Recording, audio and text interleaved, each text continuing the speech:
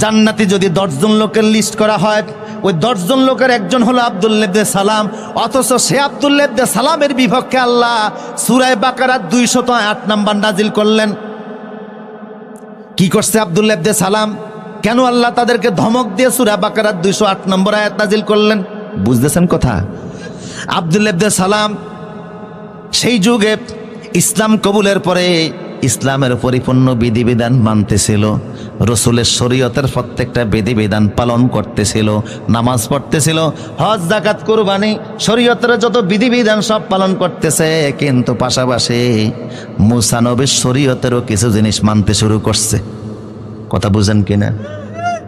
কষ্ট হচ্ছে মনে হয় আপনাদের?